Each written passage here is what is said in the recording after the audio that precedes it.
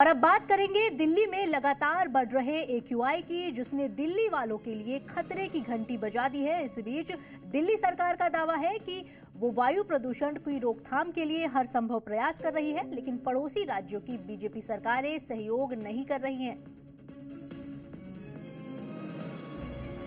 Delhi NCR में हवा की सेहत लगातार बिगड़ती जा रही है। एयर क्वालिटी इंडेक्स की बात करें तो सेंट्रल पॉल्यूशन कंट्रोल बोर्ड के ऐप के आंकड़े बता रहे हैं कि दिल्ली के कई इलाकों में सोमवार सुबह AQI 300 के पार दर्ज किया गया। खराब हवा के चलते आसमान में धुंध छाई रही और लोगों को सांस लेने में दिक्कत महसूस हुई। दिल्ली का ओवरऑल AQI 307 रिकॉर्ड किया गया, जो रविवार को 265 पर था।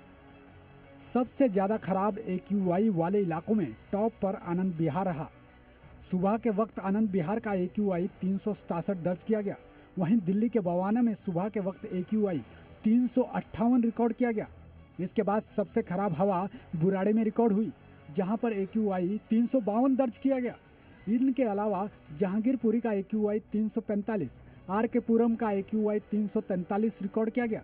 इसी तरह से दिल्ली के रोहिणी में AQI 344 रिकॉर्ड किया गया, जबकि मुंडका में AQI 332 और पंजाबी बाग का AQI 330 दर्ज किया गया। दिल्ली के तमाम अलग अलग इलाकों में जो एयर क्वालिटी इंडेक्स है वो 300 के पार है। इसके अलावा कल ये एयर क्वालिटी इंडेक्स 265 तक थी। आप देखेंगे जो दिल्ली की तस्वीरें, यहाँ पर देखिए चारों तरफ आपको धुंध नजर आएगा। धुंध की चादर धीरे धीरे ये बढ़ती जा रही है और जैसे जैसे सर्दियां आगे बढ़ेगी ये धुंध ज्यादा बढ़ता जाएगा।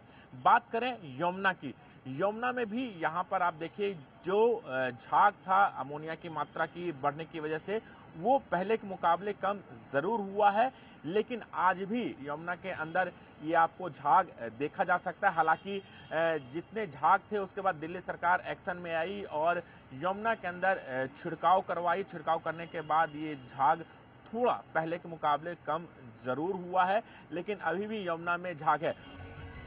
प्रदूषण के मुद्दे पर दिल्ली में सियासत भी खूब हो रही है। दिल्ली की मुख्यमंत्री आतिशी ने प्रदूषण के लिए सीधे तौर पर यूपी और हरियाणा को जिम्मेदार ठहराया है।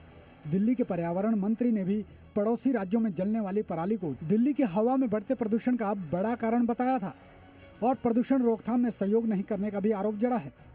कि एक सबसे बड़ा एलिमेंट यहाँ पर है कि आनंद विहार बस अड्डे में सिर्फ दिल्ली की नहीं बाकी स्टेट से भी, खासकर से यूपी से भी बसेस आती हैं। तो एक पोल्यूशन यहाँ पे बहुत ज्यादा बसेस के आवागमन की वजह से होता है। तो अभी हम उत्तर प्रदेश की सरकार को भी रीच आउट करेंगे कि वहाँ पर भी अगर पोल्यूशन कंट्रोल मेजर स्ट्रांगली लगाया जाए तो उसका दिल्ली पे भी असर पड़ेगा।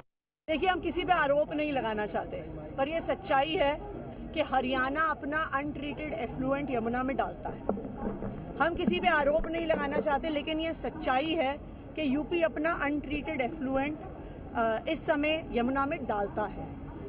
वो जब छठ का सीजन आता है तो वो आगरा कनाल के गेट्स बंद कर देते हैं कि उनका सारा अनट्रीटेड वेस्ट यमुना जी में आए। हम देख रहे हैं कि सर्दियां ज्यों ज्यों बढ़ रही हैं, दिल्ली का प्रदूषण स्तर बढ़ता जा रहा है। दिल्ली के अंदर सर्दियों में डस्ट पोल्यूशन, व्हीकल पोल्यूशन के अलावा जो पराली का पोल्यूशन है वो एक महत्वपूर्ण रोल प्ले करता है। पंजाब में हमारी सरकार बनी 2 साल पहले। पंजाब में हमारी सरकार ने काम किया और वहाँ पर प्रदूषण का स्तर लगातार घट रहा है। पराली जलने की घटनाएं लगातार कम हो रही हैं, लेकिन ये दुर्भाग्यपूर्ण है कि हरियाणा और उत्तर प्रदेश के अंदर पराली जलने की घटनाएं लगातार बढ़ रही हैं। अब चूंकि मौसम ठंडा हो रहा है तो प्रदूषण का स्तर बढ़ रहा है। हमारी भारतीय जनता पार्टी के सरकारों से और नेताओं से अपील है कि प्लीज़ हरियाणा और उत्तर प्रदेश में भी पराली घटना जो जलने की घटनाएं उसे रोक लगाइए। दिल्ली सरकार के आरोपों को हरियाणा सरकार नकारती रही है। इस बीच चंडीगढ़ PGI और पंजाब यूनिवर्सिटी के प्रोफेसर्स की एक रिपोर्ट बताती है कि हरियाणा के मुकाबले पंजाब में ज्यादा पराली जल रही है।